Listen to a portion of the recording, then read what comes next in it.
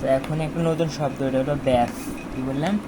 ব্যাস। ব্যাস তো ব্যাস দ্বারা কী বোঝায়? ব্যাস দ্বারা বোঝায় নির্দিষ্ট পরিমাণ, ফ্যাব্রিকের নির্দিষ্ট পরিমাণ, অর্থাৎ 50 কেজি ফ্যাব্রিক না 60 কেজি ফ্যাব্রিক, এরকম ফ্যাব্রিকের নির্দিষ্ট পরিমাণকে বলা হয় ব্যাস। তাহলে যদি বলে ব্যাস, তাহলে তুমি বুঝবা যে নির্দিষ্ট পরিমাণ বুঝাইছে, হয় 500 কেজি বা 600 কেজি, এরকম ফ্যাব্রিকের একটা পরিমাণ বুঝাইছে। হ্যাঁ, তো এখন বিষয়টা হলো কি, মানে ফ্যাব্রিক কী থাকে? ফ্যাব্রিক কিন্তু ফ্যাব্রিক আমরা যখন মনে করো নিটিং সেকশন অথবা উইভিং সেকশন থেকে ফ্যাব্রিকটা পাই, মানে মনে করো ওই যে লুম, দেখো না, লুমে ফ্যাব্রিক তো রয়েছে, তো ফ্যাব্রিকটা তৈরি করে রাখি কীভাবে? ফ্যাব্রিকটা ওই যে রোল আকারে রেখে দেয়, তাই না? আমি যদি দেখি, তো খেয়াল করো, এই যে এইগুলো হলো গা ফ্যাব্রিক রোল। দেখো, এটা একটা ফ্যাব্রিক রোল, এটা একটা ফ্যাব্রিক রোল, এটা একটা ফ্যাব্রিক রোল, এটা একটা ফ্যাব্রিক রোল। আমরা রোল খাই না, ওই রোল মানে কি, মানে একটু গোল করে রাখা, তাই না? এই দেখো, এই ফ্যাব্রিক রোলে কত অনেক ফ্যাব্রিক আছে, এর ফ্যাব্রিক রোলে অনেক ফ্যাব্রিক আছে। তাহলে একটা, দুইটা, তিনটা, চারটা, পাঁচটা, ছয়টা, এখানে ছয়টা ফ্যাব্রিক রোল আছে। ফ্যাব্রিক রোলে কি, ফ্যাব্রিকগুলো রেখে দেয় মানে সংরক্ষণের জন্যে। এখন মনে করো যে একটা ফ্যাব্রিক রোলে তো অনেক ফ্যাব্রিক থাকে। এখন মনে করো তুমি কি ডাইং করবা, তুমি কী করবা? ডাইং করবা। তো ডাইং মেশিনের কী আছে, একটা ক্যাপাসিটি আছে, মানে ডাইং মেশিনের ভিতর মনে করো সর্বোচ্চ তুমি 400 কেজি ফ্যাব্রিক ডাইং করতে পারবা, তার বেশি ফ্যাব্রিক তুমি ডাইং করতে পারবা না, তাই না? তো একটা এখন ফ্যাব্রিক রোলে মনে করো অনেক 1000 কেজি ফ্যাব্রিক আছে, কিন্তু তুমি কী করতে পারবা না, 400 কেজির বেশি তো ডাইং করতে পারবা না একটা মেশিনে একসাথে। হ্যাঁ, তাহলে কী করবা? ওই রোল থেকে তুমি 400 কেজি ফ্যাব্রিক কেটে নিবে, নিয়ে আলাদা একটা জায়গায় এভাবে রেখে দিবা। তুমি যে 400 কেজি ফ্যাব্রিক কেটে যে আলাদা জায়গায় রেখে দিলা, ওইটাকে আমি বলতেছি তোমার ব্যাস। ওইটাকেই বলতেছি ব্যাস। হ্যাঁ, মনে করো এই দেখো, এটা যদি আমার ফ্যাব্রিক হয়, মনে করো এখানে 400 কেজি ফ্যাব্রিক আছে। হ্যাঁ, এই যে রেখে দিলাম, সরি উড়ে যাচ্ছে, যাই, এটা হলো আমার ব্যাস। এর ফ্যাব্রিক কল্পনা করো, মনে করো এখানে 400 কেজি ফ্যাব্রিক আছে, তাহলে এটা কি 400 কেজি ফ্যাব্রিকের ব্যাস। এরকম 500 কেজি ফ্যাব্রিকের ব্যাস, 600 কেজি ফ্যাব্রিকের ব্যাস, এরকম বিভিন্ন ব্যাস থাকতে পারে। তার ব্যাস কি, একটা ফ্যাব্রিকের নির্দিষ্ট পরিমাণ বোঝায় আর কি। হ্যাঁ, অর্থাৎ তুমি চাইলে ফ্যাব্রিকের এই স্তূপটাকে তুমি ব্যাস বলতে পারো। হ্যাঁ, এটা হলো আর ব্যাস, মানে ফ্যাব্রিকের স্তূপ। আচ্ছা, এভাবে তো স্তূপ না বললে বলবা যে মানে নির্দিষ্ট জনের ফ্যাব্রিকটাকে আমি বলতেছি ব্যাস। তো খেয়াল করো, এগুলো কি ডাইং মেশিন, মানে এই ফ্যাব্রিকগুলোকে ডাইং করবো। তো দেখো, একটা স্তূপ দেখতেছো না, এই একটা স্তূপ, মানে এটা হলো আমার একটা ব্যাস। তারপরে এখানে খেয়াল করো, হ্যাঁ, একটা স্তূপ, এটা আমার একটা ব্যাস। মানে এরকম নির্দিষ্ট ওজনের ফ্যাব্রিককে আলাদা আলাদা করে রেখে দেয়, তো ওই আলাদা আলাদা স্তূপটাকে আমি বলতেছি ব্যাস। তার মানে মনে করো একটা ব্যাস, তাহলে এই ব্যাসের ওজন কত? 500 কেজি বা 600 কেজি। আর এই দেখো, এগুলো হলো ডাইং মেশিন না? খেয়াল করো, এগুলো কিন্তু অনেক আগের ভিতরে দেখাচ্ছে, এদের একটা ডাইং মেশিন, এর একটা ডাইং মেশিন। তো খেয়াল করো, এর একটা ব্যাস, তারপরে এখানে এর একটা ব্যাস। এই ব্যাসগুলাই তো মানে ডাইং করার সময় ডাইং মেশিনের ভিতরে ঢুকাই আর কি। এখানে আর ভালো বুঝতে পারবা, এর একটা ব্যাস, তারপরে দেখো এর একটা ব্যাস, এর একটা ব্যাস। মানে এগুলো এখন ওই যে ব্যাসগুলোকে এখন ডাইং মেশিনের ভিতরে ঢুকাবে। হ্যাঁ, এই যে ব্যাস, ব্যাস দেখছো আলাদাভাবে রেখে দিছে। এই যে একটা ব্যাস, মানে আলাদা আলাদা করে রেখে দিছে আর কি। এই যে খেয়াল করো, প্রত্যেকটা ব্যাস থেকে ফ্যাব্রিকগুলো এই যে ডাইং মেশিনের ভিতরে ঢুকতেছে। হ্যাঁ, এদের ফুটাতে ঢুকতেছে না মেশিনে, খেয়াল করো, এদের মেশিনের ফুটা, মানে ফুলটাকে বলতেছি নজেল। দেন প্রত্যেকটা ব্যাস থেকে ওই যে নজেলের ভিতর দিয়ে ফ্যাব্রিকটা ডাইং মেশিনের ভিতর ঢোকে আর কি। যদি খেয়াল করে, এর একটা ব্যাস, এটা একটা ব্যাস, তাই না? একটা ব্যাস, এর একটা ব্যাস, প্রত্যেকটা ব্যাস থেকে ফ্যাব্রিকগুলো এই যে নজেল ফুটার ভিতরটা কিন্তু ঢুকতেছে আর কি। এখন আসে টার্নিং মেশিন।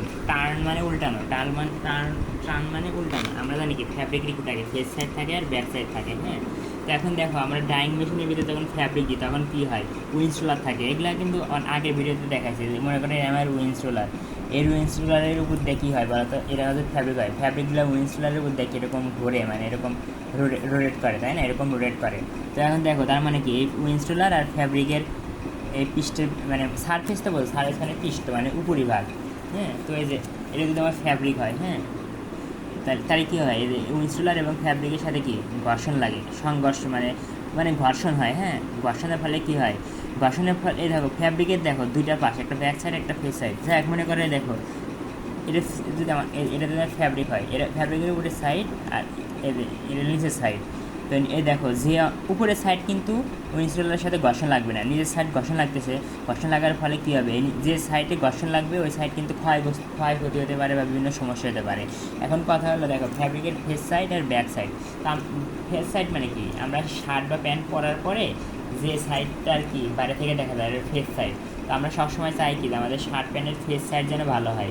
দেখো ব্যাক সাইড ওটা তো আর বাইরে থেকে দেখা যায় না, তাই না, ওটা আমাদের শরীরের সাথে থাকে।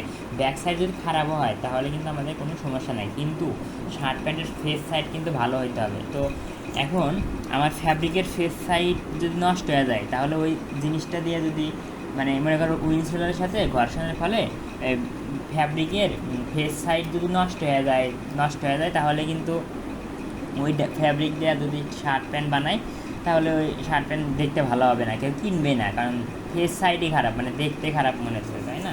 তো আমাদের কী করতে হবে, যে কোনো মূল্যে ফ্যাব্রিকের ব্যাক সাইডটাকে উইন্ডশিল্ডের সাথে উইন্ডশিল্ডের সংস্পর্শে আনতে হবে। মানে আমার ফ্যাব্রিকের দেখো মনে করো ফ্যাব্রিকের ফেস সাইড, এটা হলো ফেস সাইড আর এটা হলো ব্যাক সাইড, যে কোনো মূল্যে এদের ফ্যাব্রিকের এদের দেখো ফ্যাব্রিকের এই ব্যাক সাইডটা জানে সংঘর্ষে থাকে, মানে উইন্ডশিল্ডের সাথে মানে এরকম সংঘর্ষ হয়, মানে ঘর্ষণ হয়, ফলে কি আমার ব্যাক সাইড নষ্ট হতে সমস্যা নাই, আমার ফ্রন্ট মানে ফ্যাব্রিকের ফেস সাইডের সাথে সাথে জানি উইন্ডশিল্ডের কোনো সংঘর্ষ হয় না। ওই জন্য আমি ফ্যাব্রিকের ব্যাক সাইডটাকে উইন্ডশিল্ডের সংস্পর্শে রাখি। তো মনে করো ফ্যাব্রিক রোলে মনে করো যেভাবে ফ্যাব্রিক রোলে তো ফ্যাব্রিক পেঁচানো হয়, হ্যাঁ, তো ওই ফ্যাব্রিকটাকে মনে করো আমি এমনভাবে উল্টাই যাতে আমার ফেস সাইডটা ব্যাকে আসে আর ব্যাক সাইডটা মানে টার্নিং মানে উল্টানো, অর্থাৎ ফ্যাব্রিকের ফেস সাইডকে ব্যাক সাইডে আনা আর অথবা ব্যাক সাইডকে ফেস সাইডে আনার প্রক্রিয়াটাকে বলতেছে আমি টার্নিং।